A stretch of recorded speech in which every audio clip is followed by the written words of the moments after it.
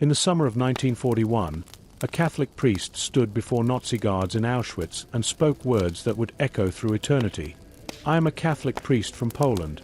I would like to take his place because he has a wife and children." Maximilian Kolbe had volunteered to die in place of a stranger, a husband and father condemned to death by starvation. But this wasn't a spontaneous act of heroism. It was a life shaped by a childhood vision of 2 crowns offered by the Virgin Mary herself. Tonight we'll trace that small boys call through study, mission, media, and sacrifice, so you may rest with a deeper sense of faith and hope. Picture a simple Polish home in 1906, where 12-year-old Raymond Kolbe knelt in prayer after his mother's sharp words about his behavior. The wooden floors creaked under his knees as evening shadows stretched across the modest room. His mother Maria had scolded him earlier that day, her voice carrying the weight of genuine concern mixed with frustration.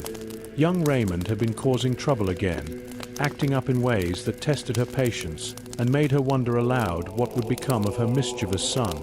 The boy's antics weren't malicious, but they wore on his devout mother's nerves. She had raised her voice that afternoon, asking a question that cut deep into Raymond's heart. What kind of man would he become if he continued down this path of careless behavior? Her words stung because he knew she was right. He wasn't living up to the standards she had set, the faith she had taught him, or the example of goodness she modeled every day in their humble household. That night, as Raymond knelt in his small room, something extraordinary happened that he would later describe as a divine vision. The air around him seemed to shift and shimmer with an otherworldly presence. He later said the Virgin Mary herself appeared before him, her form radiating a gentle light that filled the modest space with warmth and peace. His mother would also recall this event years later during his cause for sainthood, testifying to the profound change it brought to her son's behavior. The Virgin Mary stood before the boy, her presence both majestic and tender. In her hands, she held 2 crowns that seemed to contain the very essence of divine purpose. Each crown gleamed with its own distinct beauty and meaning, representing paths that would define not just Raymond's future, but the eternal significance of every choice he would make throughout his life. One crown gleamed white, representing purity and holy living. The other shone red, symbolizing martyrdom and the ultimate sacrifice of self for others. Mary asked the child a question that would echo through his entire life. Would he accept these crowns? Her voice carried infinite tenderness, but also the gravity of what she was offering.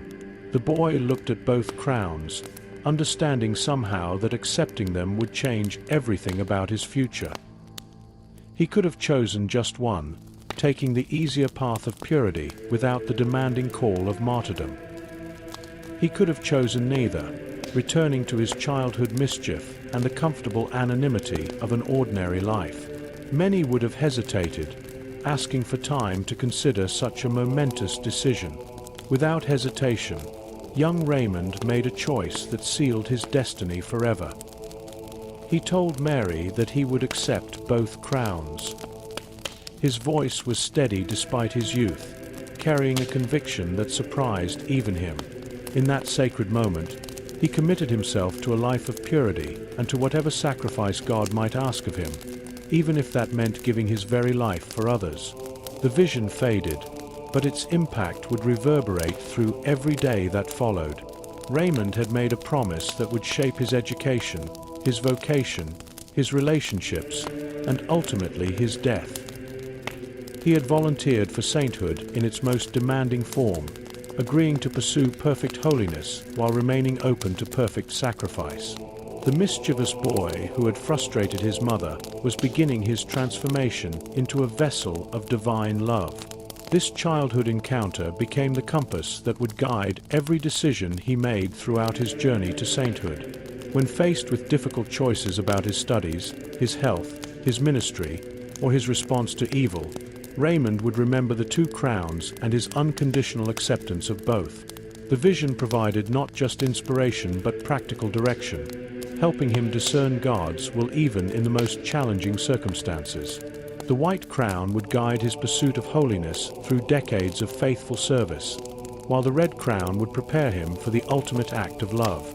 Every challenge that lay ahead would serve to transform the visionary boy into something greater than he could have imagined. His mother's sharp question about what kind of man he would become had received its answer in that sacred encounter, though the full meaning would only unfold through years of testing and growth.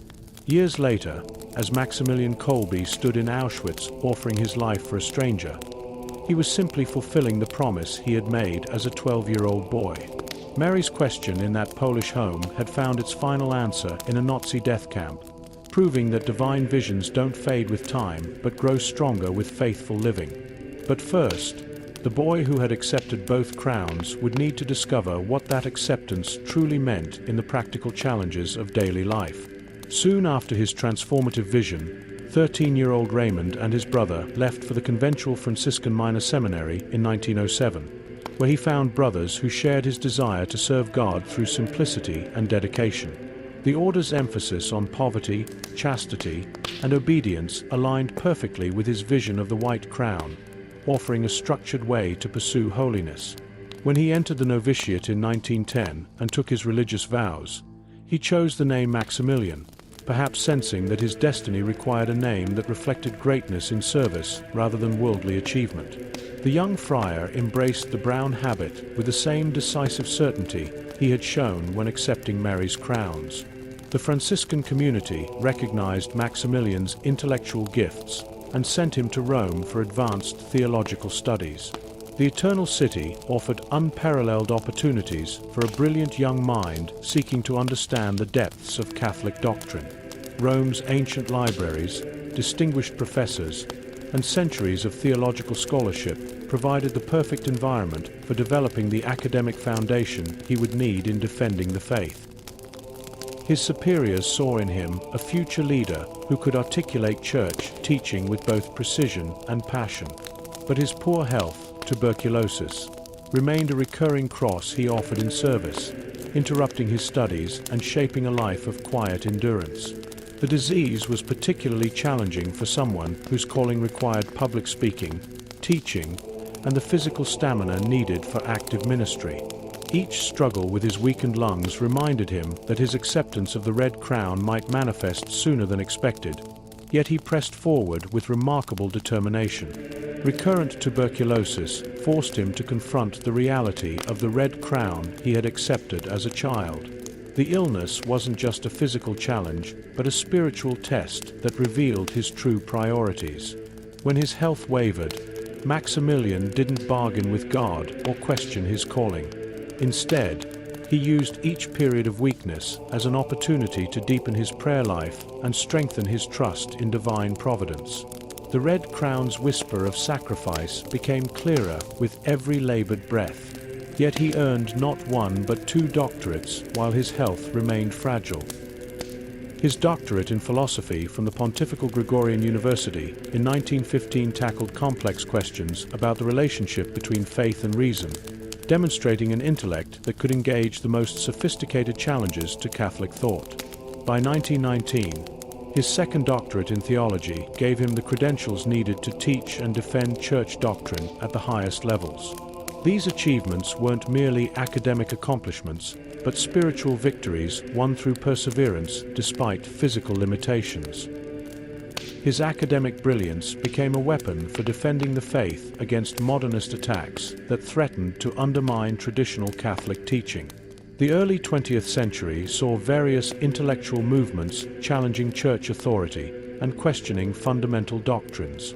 Maximilian's razor-sharp mind could identify the flaws in these arguments and respond with clarity that made complex theological concepts accessible to ordinary believers. His professors noted his ability to combine deep learning with practical applications that served pastoral needs. The Roman academic environment exposed him to the latest philosophical and theological debates sweeping through European universities. He studied the works of modernist thinkers who sought to reinterpret Catholic doctrine through contemporary philosophical frameworks. Rather than being intimidated by these challenges, Maximilian saw them as opportunities to demonstrate the enduring truth and relevance of traditional church teaching. His academic papers showed a young scholar unafraid to engage with difficult questions while maintaining unwavering loyalty to Catholic orthodoxy. Even as his lungs remained weak, his resolve strengthened with each theological victory achieved through rigorous study and prayer. The tuberculosis continued its quiet assault on his body, but his mind remained sharp and his spirit grew more determined. Fellow seminarians marveled at his ability to excel in demanding coursework while battling a disease that left him frequently exhausted. His academic success came not despite his suffering, but through it, as physical limitations drove him to rely more completely on divine grace. The white crown of purity guided his scholarly pursuits as he maintained perfect chastity and obedience while pursuing intellectual excellence. His studies weren't motivated by personal ambition, but by genuine desire to serve the Church through deeper understanding of its teachings. Every late night spent reading theology texts, and every carefully crafted argument in his dissertations reflected his commitment to using his gifts for God's glory rather than his own advancement. Meanwhile, the Red Crown whispered of sacrifice through every challenge his weakened body presented. His ongoing health struggles taught him lessons about suffering that no textbook could provide, preparing him for future trials through first-hand experience of pain offered to God. His suffering became a school of holiness, preparing him for the greater trials ahead that would test not just his intellectual abilities, but his willingness to give everything for others. But Rome offered more than academic formation. The ancient city was also teaching him about spiritual warfare in ways his seminary textbooks never could. As his studies neared completion, events unfolding around him would soon demand that he transform his scholarly weapons into tools for active battle against forces threatening the very heart of the Church. In 1917 Rome, while the world burned with the Great War and empires crumbled across Europe, a young priest-student conceived an idea that would span continents and outlast the conflicts consuming his generation. Maximilian walked the ancient cobblestone streets of the Eternal City, his thin frame still weakened by tuberculosis, but his mind burning with a vision that connected his childhood encounter with Mary to the spiritual battles raging around him. The same streets that had witnessed the triumphs of saints and martyrs now echoed with voices hostile to everything he held sacred. Picture him moving through Rome's narrow alleys, observing scenes that would have been unthinkable just decades earlier. Maximilian witnessed anti-Catholic demonstrations by Freemasons that filled the piazzas with crowds denouncing the Pope and the Church's influence on Italian society. The hostility was personal, direct, and growing stronger each month. The young seminarian found himself facing a question that kept him awake at night in his simple Roman lodging. How could one frail priest combat such organized opposition to the Church? The forces arrayed against Catholicism seemed overwhelming in their coordination and resources. They had money, political connections, skilled orators, and growing popular support among Romans who saw the Church as an obstacle to modern progress. Maximilian's health remained fragile. His resources were practically non-existent, and his influence extended no further than his small circle of fellow students. The answer came through his childhood vision in ways that revealed the practical genius hidden within mystical experience. Mary herself would be his general in this spiritual warfare, providing both the strategy and the strength needed to fight battles that human wisdom could never win. The same Virgin who had offered him 2 crowns now offered herself as the commanding officer in a campaign to reclaim hearts and minds for Christ. This wasn't merely devotional sentiment, but a concrete battle plan based on supernatural power working through natural means. On October 16, 1917, Feast of St. Hedwig, Maximilian gathered 6 fellow seminarians in his modest room for a meeting that would change the course of modern Catholic evangelization. The small group included seminarians from different countries, each bringing his own perspective on the challenges facing the Church in their homelands. They met after evening prayers, when the Roman streets had grown quiet and their conversation could proceed without interruption. The atmosphere was serious, but filled with the kind of excitement that accompanies the birth of something genuinely revolutionary. Together, they founded the Militia Immaculata, signing their names to a simple document that established a movement of consecration to Mary, aimed at conversion by prayer and apostolic action. The Latin name captured both the military precision of their approach and the tender devotion that motivated their commitment. Each seminarian pledged to spread devotion to the Immaculate Conception while working actively to convert non-Catholics and strengthen the faith of existing believers.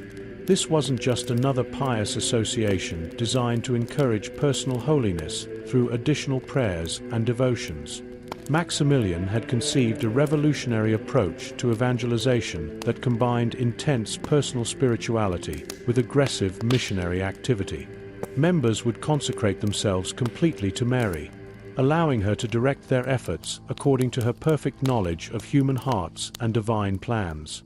They would become her instruments in a campaign that targeted not just individual conversions, but the transformation of entire cultures. The mission they embraced was audacious beyond anything previously attempted by such a small group. They committed themselves to convert the entire world through total consecration to the Immaculate, believing that Mary's intercession could accomplish what human effort alone never could. This goal wasn't mere youthful enthusiasm, but a carefully reasoned response to the global challenges facing Christianity in the modern world. If secular movements could organize internationally to oppose the Church, then Catholics could organize internationally to advance Christ's kingdom. Maximilian's motto became the battle cry that would guide every aspect of the movement's future development. Through the Immaculata to Jesus captured both the theological foundation and the practical method of their apostolate. Mary wasn't an end in herself, but the perfect means to Christ, the one who could lead souls to her Son more effectively than any human preacher or teacher. This slogan would appear on millions of publications, inspire countless sermons, and guide the spiritual lives of militia members across 6 continents. The White Crown vision was taking concrete form as a global movement for purity and conversion that would outlast wars, persecutions, and social upheavals. This new spiritual army later inspired his media apostolate, print, radio, and mission, so that devotion to Mary could reach many. What started in a Roman seminary cell would soon reach millions across the globe through publications, radio broadcasts, and personal testimonies of transformed lives. The mischievous Polish boy who had accepted 2 crowns from Mary was becoming the founder of a spiritual army that would fight the Church's battles with weapons of prayer, sacrifice, and unwavering devotion to the Immaculate Heart. But founding a movement was only the beginning. The real test would come when he returned to Poland and faced the practical challenge of spreading his Marian message to a world that desperately needed hope. Back in Poland by 1922, Maximilian faced a crucial question that would define the next phase of his mission. How do you spread a Marian message to millions in an age before television existed?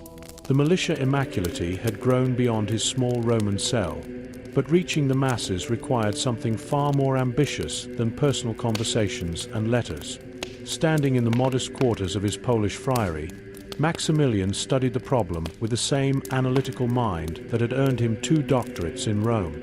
The challenge seemed impossible given his limited resources and continuing health struggles. Traditional preaching could only reach so many souls at one time, but Kolbe had a revolutionary vision that connected ancient truths with modern possibilities. Parish missions might touch hundreds of hearts during a weekend retreat, while even the most gifted speaker could address perhaps a few thousand people in the largest available venues. But Maximilian envisioned reaching hundreds of thousands simultaneously through the power of the written word multiplied by mechanical reproduction. He saw printing presses as modern versions of the apostles' voices, carrying the gospel message into homes where missionaries could never travel. Picture Maximilian walking through Warsaw's busy streets, observing newspaper vendors selling thousands of copies of secular publications that filled readers' minds with worldly concerns and often anti-religious propaganda. These papers reached more Polish families in a single day than most priests encountered in months of pastoral work. The young friar realized that Catholics needed their own publications to compete in this marketplace of ideas, presenting eternal truths with the same professional quality and widespread distribution that secular publishers had mastered. The tension began when he launched Rice's Neapocalange, Night of the Immaculate magazine in January 1922, with almost no money and fierce opposition from critics who questioned his judgment. The first issue required every spare coin the friars could gather, along with borrowed funds that stretched their poverty to the breaking point. Maximilian's superiors worried that this ambitious venture would bankrupt their small community while producing little spiritual fruit. Local printers demanded payment in advance, knowing that religious publications rarely generated enough revenue to cover their costs. Critics mocked the idea that a sickly friar could compete with secular publishers who employed teams of experienced journalists, had access to substantial financial backing, and understood the commercial aspects of magazine production. Established Catholic publications already served Polish readers, making Maximilian's venture seem redundant at best and foolishly ambitious at worst. Medical experts predicted that his tuberculosis would prevent him from maintaining the demanding schedule required for monthly publication.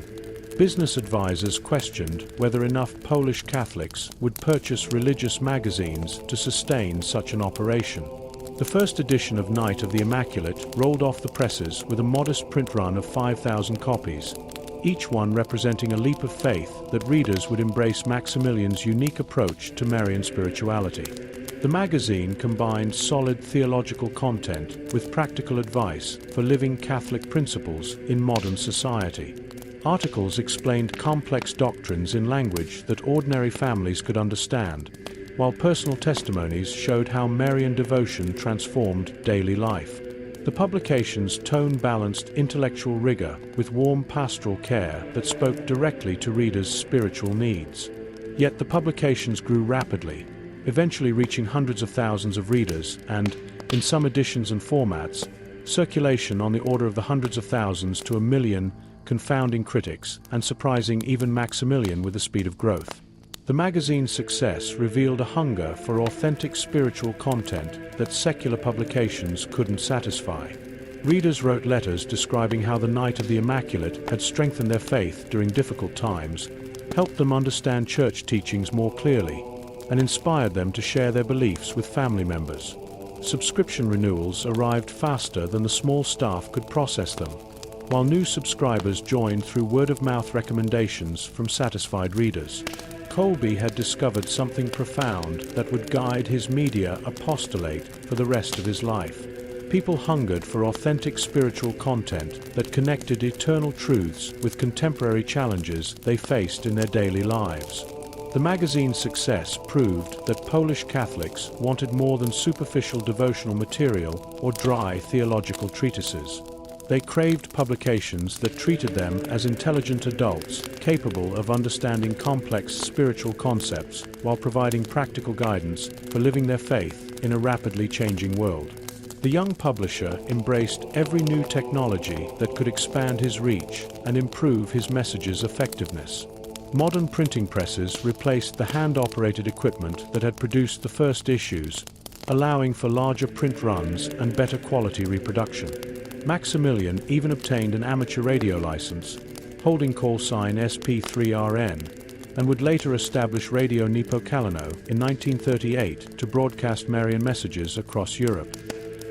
He studied the latest developments in graphic design, understanding that effective communication required attention to visual presentation as well as written content. His forward-thinking approach extended to distribution methods that ensured the magazine reached readers across Poland's vast rural areas and growing urban centers. The friars organized networks of local distributors who carried Night of the Immaculate to villages where commercial magazine delivery was unreliable. Train stations, church vestibules, and Catholic bookstores became distribution points that made the publication easily accessible to travelers and regular worshippers alike. The childhood vision was expanding through modern media into homes across Poland, reaching families that had never heard of the Militia Immaculata but were drawn to its message through engaging, professionally produced content. Each issue carried readers deeper into Marian spirituality, while connecting their personal devotion to the larger mission of worldwide evangelization. The White Crown of Purity was reaching souls through innovative evangelization methods that combined traditional Catholic teaching with cutting-edge communication techniques. This remarkable success was just the beginning of what would become a media empire for Mary that would eventually span continents and influence millions of lives. Maximilian had proven that spiritual content could compete successfully in the modern marketplace when presented with professional quality and authentic passion for souls. But his vision was growing beyond what any existing religious community could contain. In 1927, Maximilian founded Nepokalano, the city of the Immaculate, on a plot of undeveloped land 25 miles west of Warsaw that would become the most ambitious Catholic media center the world had ever seen. Picture him standing on empty fields near the village of Terracin, his thin frame silhouetted against the Polish countryside as he surveyed acres that local residents assumed could never support anything more ambitious than seasonal crops. The property consisted of rough terrain with no roads, no utilities, and no connection to major transportation routes. Even his fellow Franciscans questioned whether their limited resources could sustain such an unprecedented undertaking. The name itself revealed the scope of Maximilian's vision. This wouldn't be merely another monastery, but a complete spiritual metropolis dedicated to advancing Mary's reign through modern communication methods. Critics pointed out that building a functioning city demanded resources that could feed hundreds of poor families or establish dozens of traditional parishes. How could a community of friars create something so ambitious from such unpromising raw materials? The first residents arrived in July 1927, carrying their few possessions and unlimited faith in their founder's vision. These pioneer friars lived in temporary wooden structures while they began the enormous task of clearing land and laying foundations. Each morning brought new challenges as they balanced manual labor with their religious obligations of prayer and study. What started as a few wooden buildings grew into something extraordinary that attracted visitors from across Europe who came to witness this unique experiment in religious life. The community operated on three essential pillars that reflected both crowns from Maximilian's childhood vision. First, the friars maintained traditional Franciscan spirituality through regular schedules of prayer and contemplation that sanctified every aspect of their daily work. The White Crown of Purity guided their community life as they combined medieval religious practices with modern industrial efficiency in ways that surprised even experienced observers of religious communities. Second, they created the world's largest religious publishing complex, with presses running day and night beside the Friars' Chapel in a synthesis of prayer and production that had never existed before in Catholic history. The printing facilities included state-of-the-art equipment that produced millions of copies monthly of magazines, books, and pamphlets spreading Marian devotion across multiple continents. Radio Nepokalano began broadcasting in 1938, adding electronic media to their arsenal of evangelization tools with powerful transmitters that carried programs across Europe. Third, the community provided shelter for the needy, welcoming visitors from various countries who brought different languages and cultural perspectives to their shared mission. The friars operated workshops, farms, and service facilities that made Nepokalano function as a self-sufficient city. Guests marveled at how seamlessly the brothers moved between chapel and workshop, treating both environments as sacred spaces where they served God and neighbor. By the late 1930s, the community numbered roughly 600 to 700 friars who lived and worked in this spiritual metropolis that had grown from empty fields into a bustling center of Catholic communication. Some friars operated printing presses, while others wrote articles, managed distribution networks, or maintained the complex infrastructure required to support such a large population. The diversity of skills represented in the community allowed them to produce high-quality publications at speeds that amazed industry experts. Multiple publication lines ran simultaneously, producing materials in several languages for distribution throughout Europe and beyond. Daily radio broadcasts included prayers, sermons, musical programs, and news commentary that presented world events from a Catholic perspective. The programming complemented printed materials by reaching audiences who preferred audio content or lacked access to Catholic literature. Visitors marveled at the combination of medieval spirituality and cutting-edge technology that characterized daily life in this remarkable community.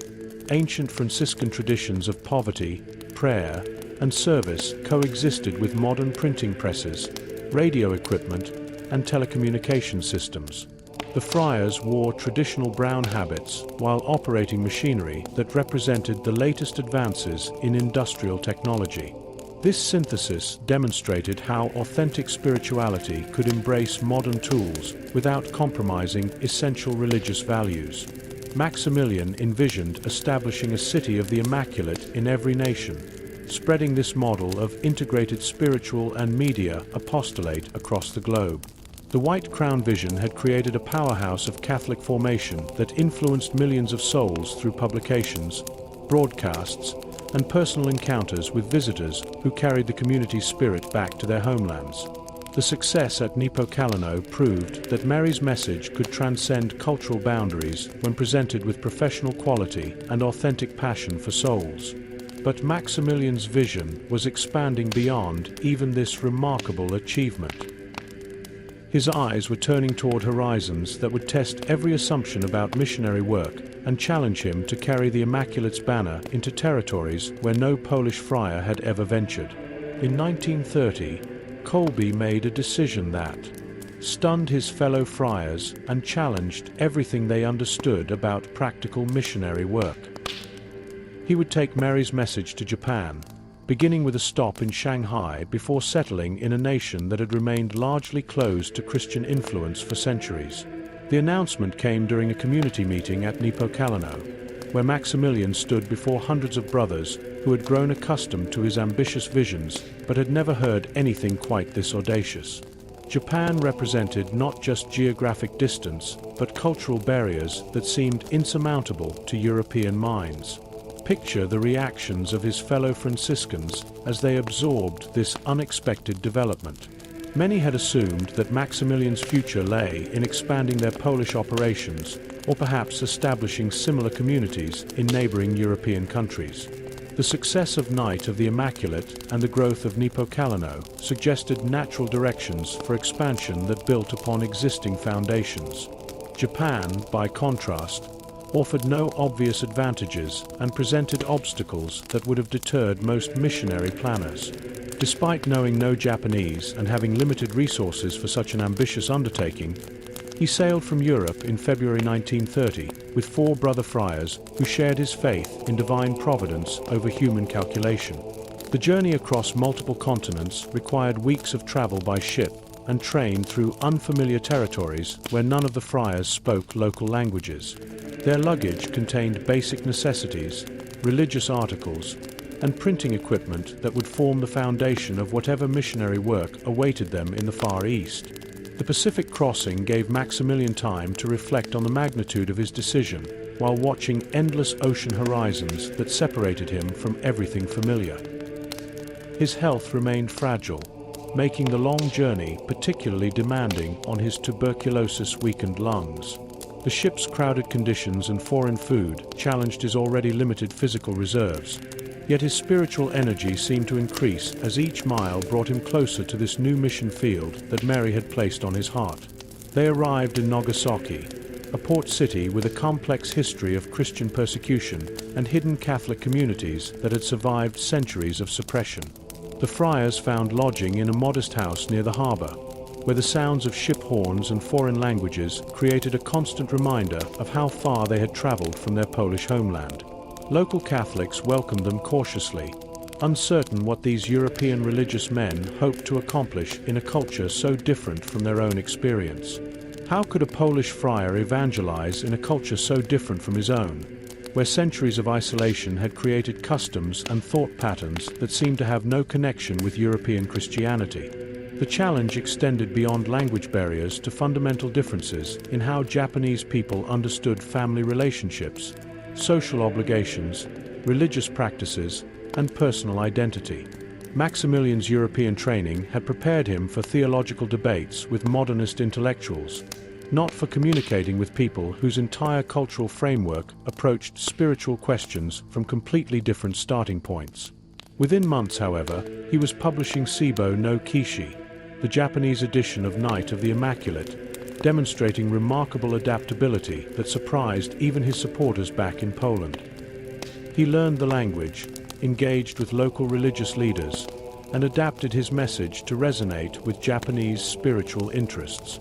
The first issue appeared in May 1930, just 3 months after his arrival in Nagasaki.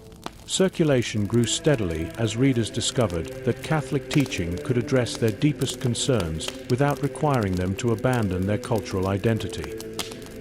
He established Mugenzai no Sono Monastery on a mountainside outside Nagasaki that would prove providential in ways no human foresight could have anticipated. The location offered practical advantages like fresh air for his damaged lungs and space for expansion. But Maximilian chose the site primarily because it felt right for reasons he couldn't fully explain. The hillside provided beautiful views of the surrounding countryside while remaining accessible to visitors from the city below. Local people were drawn to his gentle approach and genuine respect for their culture, qualities that distinguished him from other foreign missionaries they had encountered. Rather than criticizing Japanese customs or demanding immediate changes in lifestyle, Maximilian focused on sharing the gospel message in ways that honored their cultural heritage. He learned traditional greetings, studied local art forms, and showed sincere interest in understanding Japanese perspectives on family, work, and community relationships. The Marian message transcended language barriers through his authentic charity, expressed in countless small acts of kindness and service. Japanese visitors to the monastery found themselves welcomed with warmth that required no translation, experiencing Catholic love through gestures that communicated more effectively than words. Maximilian's respect for their dignity and genuine interest in their welfare created bridges that theological arguments alone could never have built. When increasing illness forced his return to Poland in 1936, the Japanese mission continued to flourish under local leadership he had carefully trained and encouraged. The White Crown was proving universal, as Mary's love demonstrated its ability to reach any heart regardless of cultural background.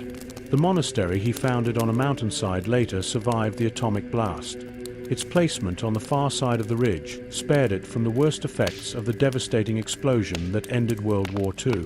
Maximilian returned to Nepokalino with his vision expanded, and his understanding of Mary's universal appeal deepened by years among people who had embraced her message across vast cultural divides. But the Poland he found upon his return was a nation increasingly shadowed by political tensions and military preparations that suggested darker times ahead. September 1939 brought the nightmare that would test every aspect of Maximilian's faith and leadership. The Nazi invasion of Poland shattered the peaceful rhythm of life at Nepokalino with brutal efficiency.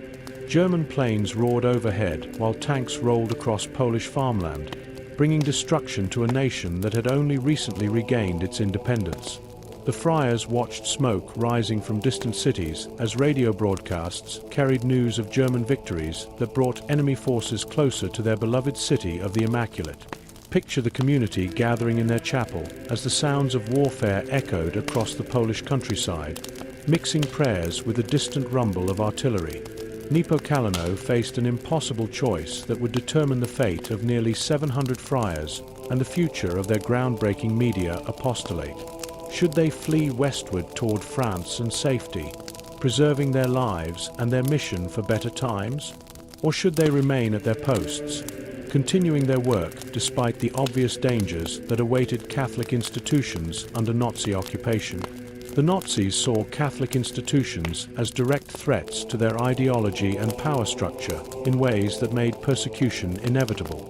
Hitler's regime understood that the Church's moral authority challenged the foundations of Nazi philosophy by insisting on absolute truths that transcended political expediency.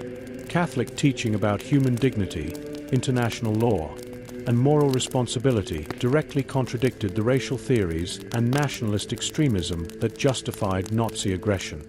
Religious communities like Niepokalano represented organized resistance to the totalitarian control that Nazi occupation required for success. Kolbe made a fateful decision that reflected both his supernatural faith and his practical understanding of the situation facing Polish Catholics. The friars would remain at Niepokalano and continue their mission despite the obvious personal dangers. The community transformed the monastery into a sanctuary that welcomed refugees streaming eastward from territories already under German control. The friary sheltered thousands of refugees. Estimates place the number at roughly 2,000 to 3,000 people, about half of them Jewish families fleeing persecution that had begun immediately after German occupation. Among those they protected were Jewish families who brought terrifying reports of synagogue burnings, mass arrests, and systematic violence directed against Jewish communities throughout Nazi-controlled areas. Kolbe's decision to shelter Jewish refugees demonstrated remarkable courage, knowing that Nazi authorities considered such actions serious crimes punishable by imprisonment or death. The friars provided food, shelter, and false identity documents that helped families continue their eastward flight toward Soviet territory. The printing presses continued running under increasingly strict censorship that required careful navigation between truth-telling and survival. German authorities permitted some religious publications to continue, but demanded prior approval of all content and banned any material that could encourage Polish resistance or maintain national identity. Their publications criticized Nazi ideology, while the friary's sheltering of refugees drew German attention, factors that helped lead to later arrests. "Courage, my sons," he told his friars during those dark months. "We must trust in divine providence." His calm leadership provided stability as the community balanced their charitable work with the constant threat of discovery. The magazines and pamphlets produced at Niepokalano became lifelines for Polish Catholics who found themselves cut off from traditional sources of spiritual support. Parish churches faced restrictions on preaching and assembly, while many priests had been arrested or fled to safety. On September 19, 1939, Kolbe was arrested for the first time when German authorities swept through Catholic institutions searching for evidence of anti-Nazi activity. They held him at Amtitz prison camp, where he experienced firsthand the brutal treatment awaiting Polish clergy under German occupation. Fellow prisoners later recalled his calm demeanor and continued priestly ministry even within the harsh prison environment. His unexpected release on December 8, 1939, surprised both supporters and critics who had expected Nazi authorities to keep such an influential Catholic leader in permanent custody. He used his freedom to expand the monastery's role as a sanctuary for the persecuted, while maintaining the careful balance between charity and caution that survival required. The printing operations continued producing religious materials that provided hope and guidance to Polish Catholics struggling under occupation. Each day brought new refugees seeking shelter, new challenges from German authorities, and new opportunities to demonstrate the gospel message through concrete acts of mercy. The white crown of purity was manifesting as protection for the innocent through acts of charity that risked everything for strangers. Maximilian understood that his first arrest had been a warning, but he refused to abandon the mission that Mary had given him through his childhood vision. The monastery continued its dual role as a center of Catholic media and a refuge for the persecuted, knowing that each act of defiance increased the likelihood of more severe consequences. Winter gave way to spring, and spring to summer, as the occupation tightened its grip on Polish society. German authorities grew more systematic in their persecution of Catholic institutions and more suspicious of any organization that maintained independence from Nazi control. The friars at Niepokalano continued their work with growing awareness that their sanctuary could not remain hidden forever from eyes that saw charity itself as a form of resistance. The Red Crown of Martyrdom was drawing closer with each passing month, though none could predict exactly when or how the final test would come. February 17, 1941 marked the date that would begin Kolbe's final journey toward the Red Crown he had accepted 35 years earlier as a 12-year-old boy kneeling in prayer. The winter morning arrived grey and cold at Niepokalano. where frost covered the windows of the printing facilities that had produced millions of Catholic publications over the past 2 decades. The friars began their day with morning prayers as usual, unaware that this ordinary Tuesday would shatter the peaceful routine they had maintained despite the ongoing German occupation of Poland. Picture the scene as black Mercedes automobiles rolled through the monastery gates, carrying Gestapo officers whose presence immediately transformed the atmosphere from monastic tranquility to barely controlled tension. The German secret police arrived at Nepokalano with orders that would change everything about the community Maximilian had spent 14 years building into a powerhouse of Catholic communication. Their crisp uniforms and cold efficiency contrasted sharply with the brown habits and gentle demeanor of the friars who watched nervously from chapel windows and workshop doorways. The Gestapo officers carried official documents bearing stamps and signatures that authorized them to arrest specific individuals suspected of anti-German activities. Their investigation had identified Nepokalano as a center of Polish resistance communication, though the friars had carefully avoided explicit political commentary in their publications. The Nazi authorities understood that maintaining Polish Catholic identity represented a form of resistance that threatened their goal of transforming occupied Poland into a compliant German province. Maximilian emerged from the chapel where he had been leading morning prayers, his thin frame appearing even more fragile against the backdrop of armed German officers who had come to destroy everything he had built through decades of sacrifice. The contrast was striking. This gentle Franciscan friar facing representatives of a military machine that had conquered most of Europe through brutal efficiency. Witnesses later reported his calm demeanor despite the obvious danger, a composure that surprised the officers who had expected to encounter either fearful submission or defiant resistance. This time there would be no release, no return to the monastery he had built from empty fields into a thriving center of Catholic media and formation. The Gestapo made clear that this arrest differed fundamentally from his brief detention in 1939, when German authorities had held him for 2 months before deciding to release him with warnings about future conduct. The political situation had hardened considerably since those early months of occupation, as German authorities moved to eliminate all sources of potential Polish resistance. The arresting officers allowed Maximilian only minutes to gather a few personal items before forcing him into their vehicle for transport to an uncertain destination. He took his breviary, a rosary, and a small crucifix, leaving behind the printing presses, radio equipment, and libraries that represented his life's work in spreading Marian devotion. The friars watched helplessly as their founder was driven away, many sensing that they were witnessing his final departure from the place where he had achieved his greatest earthly successes. Arrested by the Gestapo and initially held at Pojak prison in Warsaw, he was later transferred to the infamous Auschwitz concentration camp on May 28, 1941. The journey occurred in crowded cattle cars that stripped prisoners of basic human dignity while transporting them toward destinations that few would survive. Fellow prisoners later recalled Maximilian's quiet composure during this hellish transport, noting how he offered comfort to others despite his own uncertain fate. He became prisoner number 16670, stripped of his name and religious identity in accordance with Nazi procedures designed to dehumanize inmates and break their spiritual resistance. The concentration camp system deliberately erased individual identities by replacing names with numbers, removing personal clothing, and forbidding expressions of religious faith that connected prisoners to sources of strength beyond German control. Guards addressed him only by his prisoner number, refusing to acknowledge his status as a priest or his accomplishments as a publisher and missionary. The Nazis sought to break the spirits of priests through particular cruelty that targeted their religious identity and pastoral calling. Camp authorities assigned clergy to the most degrading work details, forbade them from celebrating Mass or administering sacraments, and subjected them to additional punishments for any behavior that suggested continued religious commitment.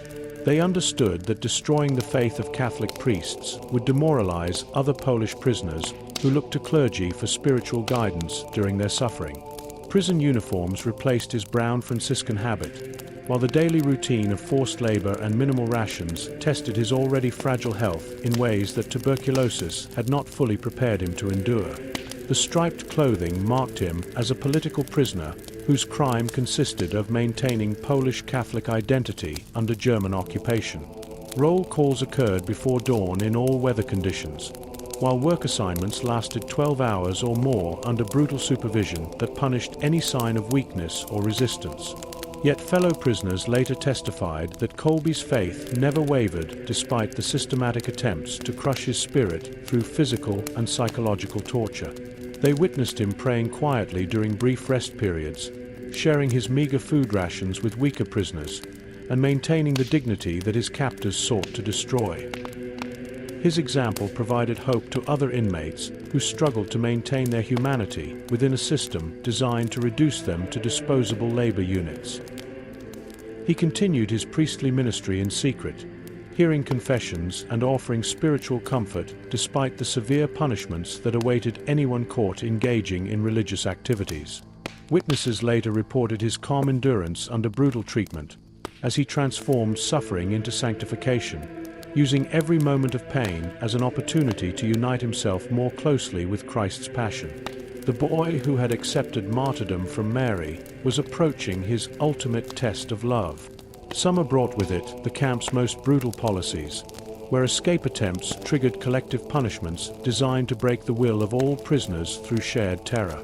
One fateful day in July 1941 would witness an act that transformed individual suffering into eternal inspiration for millions seeking meaning amid darkness. The summer heat made conditions in Auschwitz even more unbearable as thousands of prisoners endured daily torments designed to break their spirits and reduce them to mere numbers in the Nazi system of dehumanization. The camp's rigid routine continued unchanged despite the mounting death toll and growing desperation of inmates who had lost hope of surviving their imprisonment. Picture the chaos that erupted when guards discovered a prisoner had escaped from Block 14, shattering the false sense of security that kept most inmates from attempting their own desperate flights to freedom. The missing man had somehow slipped past multiple security checkpoints during the night, disappearing into the Polish countryside that surrounded the camp. His absence was discovered during morning roll call, when guards counted and recounted prisoners only to find their numbers falling short by one. Camp rules demanded that 10 men die by starvation when anyone escaped, a collective punishment designed to prevent future escape attempts by making every prisoner responsible for the actions of his fellow inmates. This brutal policy reflected Nazi understanding that fear of collective reprisal would create internal police systems within prisoner populations, turning inmates against each other rather than against their captors. The mathematics of terror was simple. One escape would cost 10 lives, making every potential escape a threat to 9 innocent men. SS Hauptsturmführer Karl Fritsch gathered Block 14's remaining prisoners in the scorching July sun, announcing the death sentence that would be carried out according to established camp procedures. The selection process would be arbitrary and final, with no appeals permitted and no consideration given to individual circumstances or personal pleas for mercy. 10 men would be chosen randomly from among the hundreds of prisoners who stood in rigid formation, knowing that each faced a 10% chance of being selected for death by starvation. The selection began with guards randomly choosing victims for the death bunker known as Block 13, where condemned prisoners would be sealed in underground cells without food or water until death released them from suffering. Guards moved through the ranks with casual indifference, pointing at men whose only crime was standing in the wrong place at the wrong time. Each selection brought gasps of horror from other prisoners who realized their own vulnerability to the same arbitrary fate. Among the chosen was Franciszek Gajowniczek, a sergeant in the Polish army who had been imprisoned for nearly 2 years after his capture during the German invasion. The 40-year-old husband and father cried out in despair when guards selected him for the Starvation Bunker, his voice breaking as he thought of the wife and 2 young children who would never see him again. His anguished words cut through the silence that had fallen over the assembled prisoners. "My wife, my children, what will they do?" In that moment of ultimate horror, prisoner 16,670 stepped forward from his place in the formation. Maximilian Kolbe moved with quiet determination, his frail frame somehow commanding attention despite the dozens of guards and hundreds of prisoners surrounding him. The unexpected movement caught everyone by surprise, as no prisoner had ever volunteered to take another man's place in the Starvation Bunker.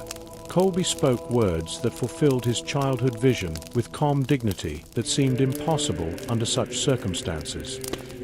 His voice carried clearly across the assembly area as he addressed the commandant directly. "I am a Catholic priest from Poland. I would like to take his place because he has a wife and children." These simple sentences contained 35 years of spiritual preparation, connecting the boy who had accepted 2 crowns from Mary with a man who now offered his life for a stranger. The request was unprecedented in Auschwitz history, where survival instincts typically overwhelmed any impulses toward self-sacrifice. Camp authorities had designed their system to crush human compassion and reduce prisoners to animals fighting for individual survival. Yet here stood a man offering his life freely, asking nothing in return except the opportunity to spare another human being from suffering he would willingly accept upon himself. Guards allowed the exchange after Kolbe offered himself in place of Franciszek Gajowniczek, a married man with children. After moments of confused consultation among the officers, they permitted this unprecedented substitution to proceed. Gajowniczek would survive the war and later attend both Kolbe's beatification in 1971 and his canonization in 1982, living to witness the Church's recognition of the man who had saved his life. Gajowniczek stepped back into the ranks of prisoners who would return to their barracks and continue their struggle for daily survival. Kolbe took his place among the condemned, becoming the 10th man who would enter the Starvation Bunker. The Red Crown of Martyrdom was finally being placed upon his head after decades of preparation through prayer, suffering, and service to others. The 10 condemned men were marched toward Block 13, where underground cells awaited them in what should have been their final descent into despair and madness. 35 years after accepting both crowns from Mary, the vision was reaching its completion in this moment of perfect love. But the priest who had volunteered for death had plans that would transform even this place of designed torture into something sacred. Cell 18 in the Starvation Bunker became an unlikely chapel, as Kolbe led his fellow condemned men in prayer during their final days. The underground chamber measured barely 12 feet square, with concrete walls that wept moisture and a single small window that allowed thin streams of light to penetrate the darkness. 10 men had been locked inside this tomb with no food and only limited water, left to die slowly while their bodies consumed themselves in a process designed to maximize suffering and terror. Picture the scene as these condemned prisoners faced their first night in a space designed to break both body and spirit through calculated cruelty. The 9 other men faced despair and slow death with a natural human response of fear, anger, and hopelessness that such circumstances would normally produce. They had watched friends and fellow prisoners disappear into this same bunker over previous months, knowing that none had ever emerged alive. The starvation process typically lasted 2 weeks, during which guards would occasionally peer through the door to observe the gradual deterioration of human dignity and sanity. The Nazi system had perfected this particular form of execution because it required no resources beyond a locked room while producing maximum psychological impact on surviving prisoners who witnessed their companions being selected for this fate. Guards expected to hear screaming, pleading, and the gradual breakdown of civilized behavior as hunger and thirst drove the condemned men to fight each other for drops of water that might prolong their agony. Previous groups had descended into madness within days, their cries echoing through the underground corridors as testimony to the effectiveness of this torture method. But their priest had different plans that would transform this chamber of horror into something the designers never anticipated. Maximilian understood that his fellow prisoners needed spiritual leadership more desperately than they needed food or water, because their souls faced eternal consequences that transcended even this terrible physical suffering.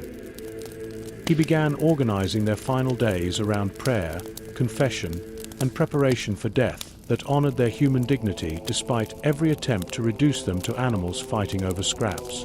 The condemned priest drew upon his lifetime of theological study and pastoral experience to guide his fellow prisoners through the spiritual exercises that would prepare them for eternity.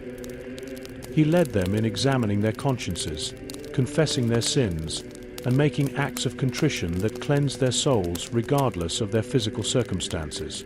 Each man received individual attention as Maximilian helped him process regrets, forgive enemies, and entrust family members to God's care.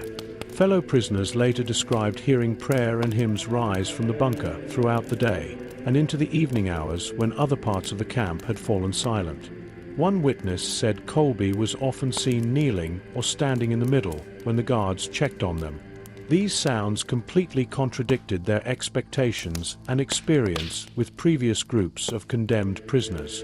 Instead of curses and screams, they heard voices raised in religious songs that had sustained Polish Catholics through centuries of persecution and suffering. The litany of the Blessed Virgin Mary resonated through the concrete walls as 10 voices joined in ancient prayers that connected their suffering to the larger story of salvation history. The Nazi guards found themselves disturbed by sounds that suggested the prisoners retained hope and dignity despite facing certain death under the most degrading possible circumstances. Some guards avoided walking past cell 18 because the prayers reminded them of their own abandoned religious upbringings and the moral implications of their participation in systematic murder. Others stood listening outside the door, amazed by the transformation that had occurred within a space designed to showcase human degradation and despair. Kolbe transformed their final days into a spiritual retreat that prepared souls for eternity, while demonstrating that love could triumph over hatred even in the heart of Nazi evil. He organized their time around traditional prayer schedules, leading morning prayers at dawn and evening prayers as darkness fell. During daylight hours, he offered spiritual conferences that helped each man understand his suffering within the context of Christ's passion and death on the cross. One by one, the other prisoners died as their bodies succumbed to dehydration and starvation. But each death occurred in peace rather than despair because of the spiritual preparation Maximilian had provided. He administered last rites to each dying man, offering final absolution and commending their souls to God's mercy.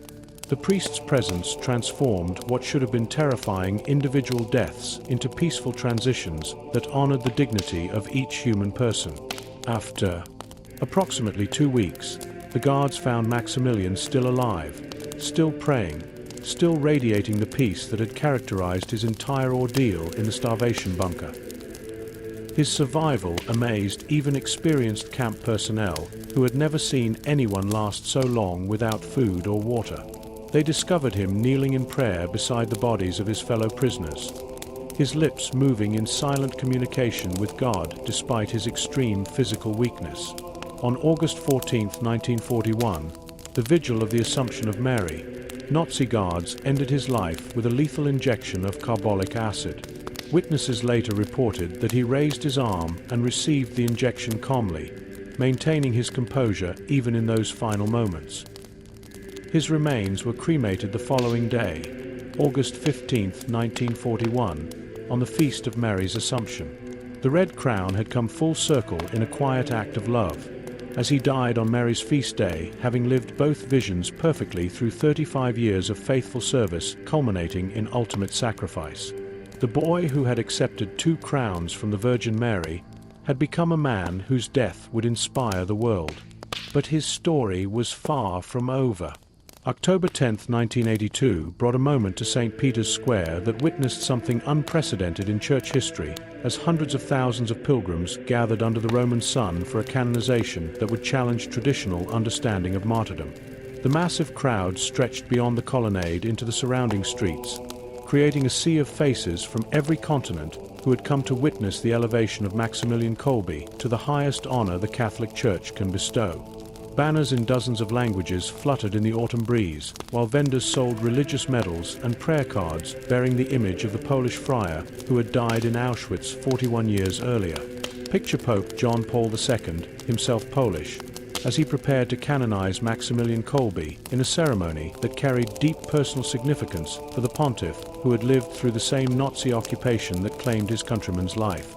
Karol Wojtyla had been a young seminarian in Krakow during the war years, studying for the priesthood in secret while German authorities sought to eliminate Polish intellectual and religious leadership.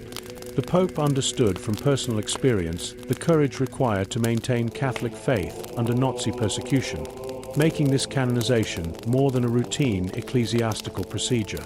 The journey to this moment had begun 11 years earlier when Pope Paul VI beatified Kolbe on October 17, 1971, recognizing his heroic virtue and opening the path to full sainthood. The white papal vestments gleamed in the morning sunlight as John Paul II approached the moment that would formally complete Kolbe's elevation.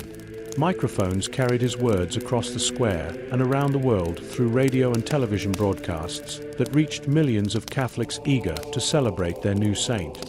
Traditional martyrdom required death specifically for the faith, but Kolbe had died saving a stranger rather than refusing to renounce Catholic doctrine under torture. This distinction created theological questions that Vatican scholars had debated for months before the canonization. Church historians noted that most recognized martyrs had died during periods of religious persecution when authorities demanded explicit rejection of Christian faith as the price of survival. Kolbe's situation differed because he volunteered for death, not to defend doctrine, but to save a family man from starvation.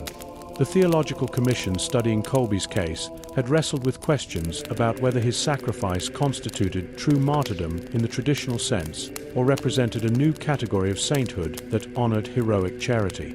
After careful consideration of the historical evidence and theological implications, Pope John Paul II resolved this debate by declaring Kolbe a martyr of charity, expanding the Church's understanding of sainthood to include those who died from perfect love rather than purely for doctrinal fidelity. This papal decision recognized that Kolbe's sacrifice reflected the highest form of Christian witness, imitating Christ's voluntary death for humanity's salvation. Franciszek Gajowniczek, now an elderly man of 81, attended both the beatification and canonization ceremonies as the living witness to Kolbe's heroic charity and the miraculous preservation that had allowed him to survive the war and raise his family. His presence provided tangible proof of the saint's intercession, as his survival had enabled him to return to Poland after the war and rebuild his life with his wife Helena. The man whose life Kolbe had saved sat among the dignitaries, his weathered face bearing witness to decades of gratitude for a gift he could never fully repay.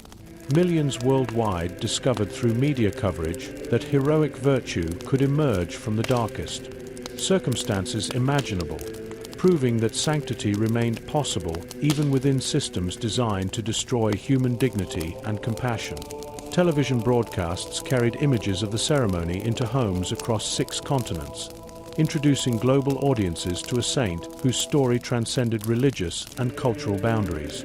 Non-Catholics found themselves moved by Kolbe's example, recognizing universal values of sacrifice and love that spoke to fundamental human aspirations. Kolbe's vision of using modern media for evangelization inspired countless Catholic communicators who saw in his canonization a vindication of their work in radio, television, and publishing. Religious broadcasters noted how his early embrace of printing technology and radio transmission had anticipated their own efforts to spread the gospel through electronic media. Catholic publishers found in his success with Night of the Immaculate a model for creating popular religious content that could compete effectively in secular markets. His Militia Immaculata continues to spread Marian devotion across continents through local chapters that maintain his vision of total consecration to the Immaculate Heart of Mary, while Nepokalino remains active as a center of Catholic media and formation that carries forward his pioneering work. The organization he founded with 6 seminarians in a Roman dormitory had grown into an international movement with millions of members who practice the spirituality he developed through decades of prayer and sacrifice. Modern technology carries his message through websites and digital publications that reach audiences he could never have imagined in 1917. Both crowns, white and red, continue to inspire souls seeking authentic holiness in contemporary circumstances that mirror the challenges Kolbe faced during his lifetime. The boy's vision became a saint's legacy, proving that divine love conquers every darkness and that the same grace which transformed a mischievous Polish child into a martyr of charity remains available to every heart willing to accept whatever crowns Mary offers. Tonight, as you prepare for rest, consider the simple truth that Maximilian believed he received as a child. The white crown calls you to purity in daily life. The red crown invites readiness to love sacrificially. Both crowns are offered to each heart. His life shows that accepting God's will brings profound meaning and lasting peace. Kolbe discovered joy in surrendering his plans to divine providence, finding purpose in every trial through what he understood as Mary's guidance. Let his example inspire your own response to divine love, knowing that every act of self-giving echoes through eternity. If this reflection brought you peace, consider subscribing for more gentle stories of faith, or share a quiet prayer in the comments. Let us close with a brief prayer to the Immaculate. Mary, make me a little more ready to love,